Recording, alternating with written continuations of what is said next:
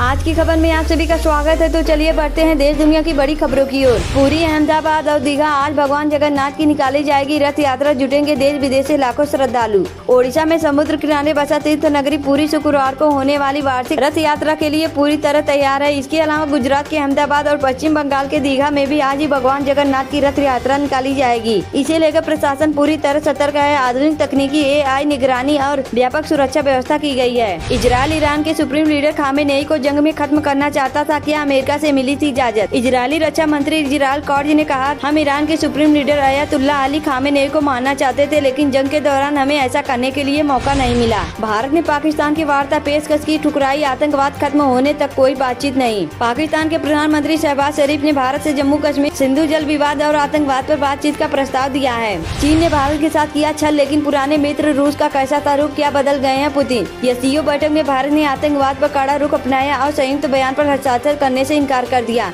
रूस का रुख स्पष्ट रहा, जिससे भारत रूस संबंधों में नई जटिलता आई है। अपने रिस्क पर आए stand up comedian Kunal Kamra के दिल्ली शो को लेकर मुख्यमंत्री रेखा गुप्ता ने कही है बड़ी बात। दिल्ली की मुख्यमंत्री रेखा गुप्ता गुरुवार को द इंडियन एक्सप्रेस के कार्यक्रम एक्सप्रेस अड्डा में मेहमान बनकर आई थी, जहां उन्होंने दिलजीत दोसांझ की फिल्म को लेकर चल रही कंट्रोवर्सी पर भी बात की। जंग खत्म लेकिन फोर्डो से गायब 400 kg एनरिच यूरेनियम पर घमासान शुरू। इजरायल बोला ईरान को हैंड ओवर करना ही होगा। ईरान के रक्षा मंत्री इजराइल कॉट्ज ने कहा है कि शुरू से ही यह स्पष्ट था कि हमारा हमला परमाणु केंद्र के आसपास के बुनियादी ढांचे को तबाह कर देगा। यह परमाणु सामग्री को खत्म नहीं करेगा। अब अमेरिका इजराइल ने संयुक्त रूप से ईरान से कहा है कि वह एनरिच यूरेनियम इजराइल अमेरिका को सौंप देगा। आपको बता दें कि एनरिच यूरेनियम से ही एटम बम बनता है। मौसम विभाग ने अगले 7 दिनों तक यूपी, उत्तराखंड, हरियाणा समेत अन्य राज्यों में भारी से बहुत भारी बारिश की संभावना जताई है। इसको लेकर मौसम विभाग ने चेतावनी जारी की है। इटावा में कथावाचक से मारपीट और अभद्रता का मामला सामने आया था। सोशल मीडिया पर इसका वीडियो भी वायरल हुआ था। पुलिस ने इस मामले में तत्परता से कार्रवाई करते हुए कई लोगों को गिरफ्तार किया है।